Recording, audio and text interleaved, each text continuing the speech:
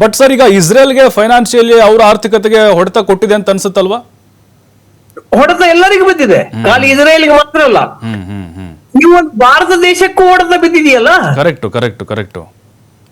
ಎಲ್ಲಾ ಕಂಟ್ರೀಸ್ಗೂ, Gulf countries ಬಿಟ್ಬಿಟ್ಟು ಭಾರತ ದೇಶಕ್ಕೂ ಕೂಡ ಹೊಡೆತ ಬಿದ್ದಿದೆಯಲ್ಲ ಇದರಿಂದ.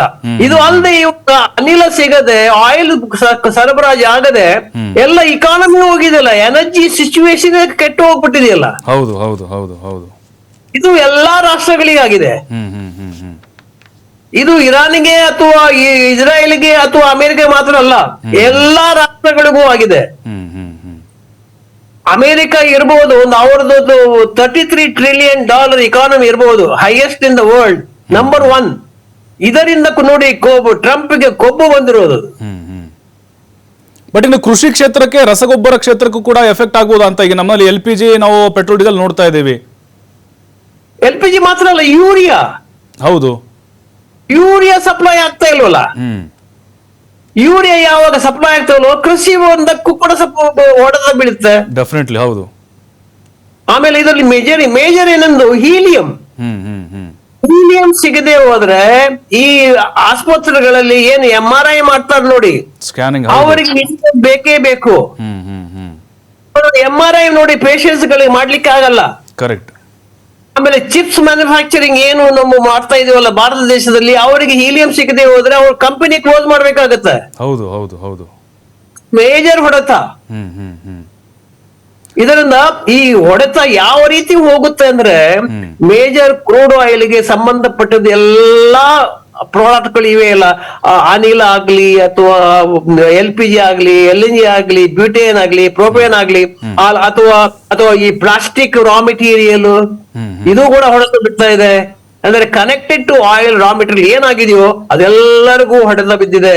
ಎಸ್ ಜೇಕಬ್ ಸರ್, ಮತ್ತೆ ನಿಮ್ಮ ಹತ್ರ ಬರ್ತೀನಿ ನಾನು. ಪ್ರಭಾಕರ್ ಸರ್, ಈಗ ಈ ಗಲ್ಫ್ ಕಂಟ್ರಿಗಳಿಗೆ ಅಥವಾ ಮುಸ್ಲಿಂ ಕಂಟ್ರಿಗಳಿಗೆ ಇರಾನ್ ಕಿಂಗ್ ಆಗಕ್ಕೆ ಹೊರಟಿದೆಯಾ? ಯಾಕೆ ಸರ್ ಕುವೈತು, ಕತಾರ್ ಅವ್ರ ಮೇಲೆ ಯಾಕೆ ದಾಳಿ ಮಾಡೋದು ಇರಾನ್ ಅಂತ? ಕಾರಣ ಇಲ್ದೇನೆ ನೋಡಿ, ಈಗ ನಾಡಿದ್ ಸಂಜೆ ಈ ಸಮಯ ಆದ ನಂತರ ಯುದ್ಧ ಮುಂದುವರಿಯಲ್ಲೋ ಅಂತ ಗೊತ್ತಾಗತ್ತೆ. ಒಂದು. ಎರಡನೇದು, ಅಲ್ಲಿ ಶಾಂತಿ ಸಂಧಾನ ಆಗದೆ ಇದ್ರೆ, ಯುದ್ಧ ನಿಂತರೂ ಕೂಡ ಶಾಂತಿ ಸಂಧಾನ ಆಗದೆ ಇದ್ರೆ ಫಾರ್ಮಲಿ, ಅವಾಗ ಪ್ರಾಬ್ಲಮ್ ಏನ್ ಬರುತ್ತೆ ಅಂದ್ರೆ, ಈ ದೇಶಗಳು ಅಂದ್ರೆ ಮುಖ್ಯವಾಗಿ ಇಸ್ರೇಲ್, ಇರಾನ್ ಮತ್ತೆ America, they are always at war ಅಂತ ಇರುತ್ತೆ. ಅಂದ್ರೆ ವಾರ್ ಈ ಸ್ಕೇಲ್ ನಲ್ಲಿ ಆಗದೆ ಇರ್ಬೋದು, ಸಣ್ಣ ಪುಟ್ಟ ಪ್ರಮಾಣದ ಸ್ಕರ್ಮಿಶಸ್ ಅಂತೀವಿ, ಕ್ಲಾಶ್ ಅಂತೀವಲ್ಲ, ಆ ತರ ಆಗ್ತಾ ಇರುತ್ತೆ.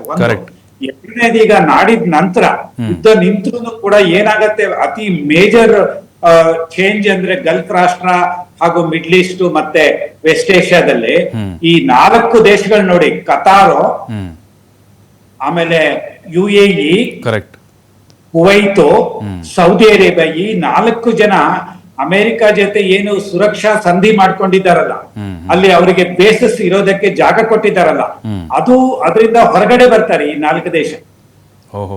ಹೊರಗಡೆ ಬಂದು ಅಮೆರಿಕಾಗೆ ಅದೊಂದು ದೊಡ್ಡ ಮೆಸೇಜ್ ಆಗಿ ಹೋಗುತ್ತೆ ಬುಧವಾರದಿಂದ. ಆವಾಗ ಪ್ರಪಂಚ ಅರ್ಧ ನಿಶ್ಚಿಂತೆಯಿಂದ ಕೂಡ ಇರ್ತಾರೆ.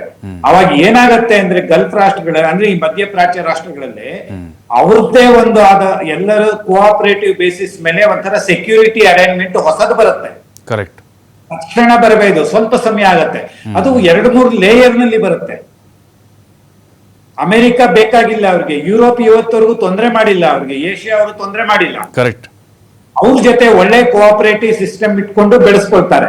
ಈಗ ಮುಖ್ಯವಾಗಿ ಏನಾಗಿದೆ ಅಂದ್ರೆ, ಈಗ ಯುದ್ಧ ನಿಂತರೂ ಕೂಡ ನಾಡಿದ್ದು 2-3 ದಿವಸದಿಂದ ಅಥವಾ ಮುಂದಿನ ವಾರದಿಂದ ನಿಮ್ಗೆ 27 ಫೆಬ್ರವರಿ ತನಕ ಹೇಗೆ ಬರ್ತಾ ಇತ್ತೋ ಸಪ್ಲೈ ತೈಲ ಹಾಗೂ ಅನಿಲಗಳು, ಆ ರೀತಿ ಬರೋದಿಲ್ಲ. ಯಾಕೆಂದ್ರೆ ತುಂಬಾ ಸಂಸ್ಕರಣಾ ಘಟಕಗಳಿಗೆ, ಲೋಡಿಂಗ್ ಫೆಸಿಲಿಟಿಗಳಿಗೆಲ್ಲ ಏಟ್ ಆಗಿದೆ, ಮಿಸೈಲ್ಸ್ ಹೊಡೆದಿದ್ದಾರೆ.